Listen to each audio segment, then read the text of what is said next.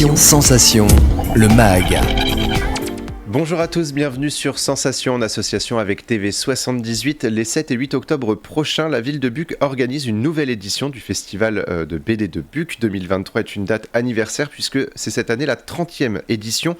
Et pour en parler avec nous, je suis aujourd'hui avec Stéphane Grasset, maire de Buc, et Anissa Tamini-Descartes, directrice du pôle culture, patrimoine et vie associative au sein de la commune. Bonjour. Bonjour. Alors la ville de Buc organise donc depuis 30 ans le festival de BD de Buc. Quelles sont vos ambitions à travers ce festival ? Écoutez, déjà merci de nous inviter, de nous donner l'occasion d'en parler. Les ambitions, c'est dans la saison culturelle, de positionner Buc effectivement sur la BD, mais aussi de pouvoir transmettre beaucoup de choses pour les jeunes, pour les aficionados de la BD, à travers le 9e art qu'est la BD, qui s'est bien évidemment largement diffusée. Et quand on regarde la diversité des auteurs qui sont présents, on se rend compte qu'effectivement il y en a pour tous les publics, il y a tous les styles, plus de 50 auteurs qui viennent de France et de l'étranger. Ça montre une richesse en termes de contenu qui est très importante, et c'est ça qui est important pour nous. Mais au-delà de ça, comme objectif, il y a aussi de travailler sur le territoire. Ça se passe à Buc, mais en fait nous l'ouvrons chaque année sur le territoire. Alors cette année, pour la 30e édition, on s'est plus centré sur Buc, et j'ai amené avec nous là quelques albums qui ont été réalisés, un par les jeunes de la Maison des Jeunes, le Spot, un autre par des entreprises d'insertion, un ESAT, une entreprise d'insertion qui est sur Buc, les seniors de l'EHPAD, et on a la Maison des Sages qui est une maison qui accueille des malades d'Alzheimer, qui ont fait eux-mêmes avec l'aide d'auteurs qui viennent les accompagner, les coacher. Et puis enfin le lycée, nous avons la chance d'avoir un lycée franco-allemand et le collège Martin Luther King, et les jeunes du collège et du lycée ont été associés et ont réalisé également leur album. Donc vous voyez, il y a vraiment cet accent qui est mis sur la participation du territoire, de différents types d'acteurs, et ça n'est pas uniquement de la consommation avec des auteurs de BD qui viennent, la possibilité d'acheter et de se faire dédicacer des albums. Et vous l'avez dit, vous ouvrez le festival aux auteurs français mais également internationaux. Ça a été une volonté qui a été rapidement prise finalement de l'ouvrir au plus grand nombre d'auteurs. Ça a été ça a été fait assez rapidement. Alors naturellement à la Belgique, parce que la Belgique est une terre de BD très riche, donc naturellement il y a des auteurs belges, mais il y en a qui viennent d'autres pays.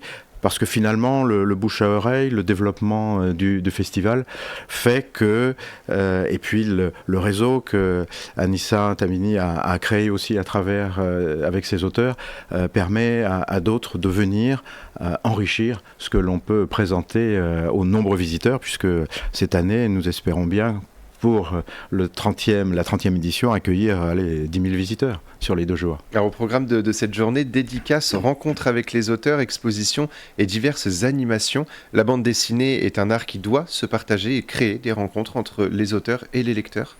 Oui, tout à fait. C'est un moment privilégié, en fait, parce que déjà, on fait tout un travail en amont.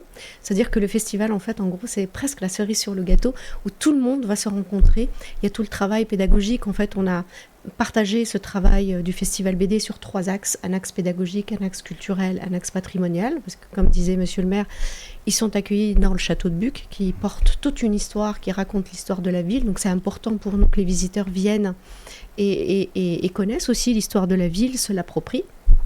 Et puis, il y a tout le travail qu'on fait sur le plan pédagogique et sur le plan culturel. Donc, effectivement, le festival BD, même s'il valorise et il promeut le 9e art, c'est un véhicule, c'est aussi un moyen d'amener les gens aussi à partager quelque chose et à pouvoir construire ensemble des choses en amont, en aval. En fait, le festival de la BD n'est que le rendez-vous visible, puisqu'en amont et en aval, il se passe beaucoup de choses. Donc, c'est vraiment une continuité avec un moment privilégié qui est la rencontre pendant tout un week-end. Et parmi les auteurs présents, Laurent Cagna et ses BD sur les Schtroumpfs, Yann Derain et l'univers de Kid Paddle, ou encore Bernadette Després et les indémodables Tom Tom et Nana, oui. 3 parmi tant d'autres connus et reconnus dans le domaine. L'idée, c'est aussi de proposer des œuvres pour les adultes et la jeunesse, finalement se faire rassembler les jeunes et les adultes. Oui, alors toute la difficulté, en fait, fait est de construire la carte. Donc là, c'est une carte d'auteur qui est pensée. C'est pas juste des gens qui viennent. On sait que par exemple un tiers des auteurs sont destinés à la jeunesse, très très difficile à mobiliser, mais aussi des auteurs adultes. On essaie de représenter tous les univers, parce qu'il faut savoir que la BD c'est énormément d'univers, et donc en cela ça rassemble toutes les générations, tout le monde, tous les goûts, et c'est une force incroyable. Du coup, c'est vrai que c'est un travail de cette carte qu'on fait avec Jean-Luc Mirmand, qui est le père de ce festival, et qui fait que ce jour-là, on essaie de répondre à tout le monde. Donc c'est une carte qui est pensée, en fait. Et c'est vrai qu'il y a des grands noms aussi, comme Rossi, comme Blanc-Dumont, enfin, voilà, il y a toute une liste. Et puis, s'arrêter à 50 auteurs, c'est aussi un choix, parce qu'on a la possibilité d'agrandir, mais encore une fois, on privilégie la rencontre et pas la grande machine. C'est important pour nous que les gens viennent et fassent cette rencontre et vivent un échange réel et pas juste une dédicace comme ça sur un bout de table et repartir. Alors je suppose qu'en consacrant l'affiche de ce festival de BD de Buc à l'univers des Schtroumpfs, vous tapez dans le mille. Les Schtroumpfs ont traversé les époques avec une première publication en 1958. En tant qu'élu à la ville de Buc, est-ce que vous portez vous-même un intérêt particulier à l'univers de la bande dessinée ? Alors oui, moi je suis né en 1958, alors voilà, en même temps que les Schtroumpfs. Depuis très jeune, effectivement, j'ai été élevé avec Tintin, le journal de Tintin, Astérix bien sûr, Is No Good, Blueberry, Lucky Luke, etc. Et puis après, j'ai eu une période un peu moins bande dessinée, j'avoue, mais je suis retombé dans d'autres bandes dessinées comme Black et Mortimer, alors sans savoir à l'époque que ça se passait à Buc, d'ailleurs, c'était avant d'être à Buc. Et puis le festival me donne l'occasion de redécouvrir. Alors je me souviens, j'ai visité une maison à Buc dans laquelle il y avait plein de BD par terre, parce que la maison était à vendre, et je suis tombé sur un album des Timours. Alors peut-être que ça ne vous dit rien, mais les Timours, ça a bercé ma jeunesse. C'était une famille au travers des âges, et je l'ai relu avec émotion, mais un peu déçu, parce que j'en avais gardé un souvenir absolument incroyable, et finalement c'était bien quand j'avais 7 ans, mais voilà, le contenu n'était pas le même après. Mais donc oui, la BD a fait partie de ma jeunesse, absolument. Ouais. Alors vous nous avez justement parlé de ce projet BD et Patrimoine en début d'émission, qui est en partenariat avec notamment le département des Yvelines. Comment est-ce que vous allez valoriser ce projet au sein du festival ? Alors déjà il est valorisé au travers, alors j'en profite pour remercier effectivement déjà les différents acteurs qui nous permettent de tenir ce festival, parce que c'est quand même un investissement important pour la commune et nous avons besoin d'aide. Donc il y a le département, il y a la région, il y a la DRAC, il y a la SOFIA, et puis un certain nombre d'entreprises qui nous accompagnent pour faciliter aussi l'accueil des auteurs, leur accompagnement, etc. Alors comment on valorise ? On le valorise notamment au travers de plusieurs aspects, les albums qui sont réalisés, qui sont ensuite diffusés.